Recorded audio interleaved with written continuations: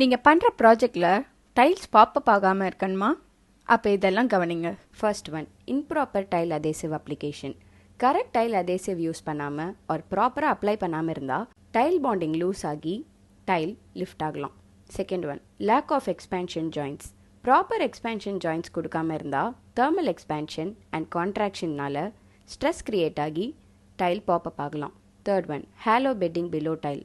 Tail கீழே air gap ஒரு hollow space இருந்தால் லோட் டிஸ்ட்ரிபியூஷன் அன்ஈவன் ஆகி டைல் கிராக்கில் டிட்டாச் ஆகலாம். Fourth one, moisture and water seepage issue. Flooring கீழே வாட்டர் சீப்பேஜ் இருந்தால் பாண்டிங் லேயர் வீக் ஆகி கிராஜுவலாக டைல் லிஃப்ட் ஆகலாம். Fifth one, poor surface preparation. Base surface dust or uneven இல்லை ப்ராப்பராக க்ளீன் பண்ணாமல் டைல் லேயிங் பண்ணால் ப்ராப்பர் பாண்டிங் டெவலப் ஆகாது. Sixth one, low quality materials. Cheap adhesive இல்லை லோ குவாலிட்டி டைல் யூஸ் பண்ணால் டியூரபிலிட்டி ரெடியூஸ் ஆகி tile ஃபெயிலியருக்கு சான்சஸ் இன்க்ரீஸ் ஆகும். For more information, subscribe our channel. Thank you.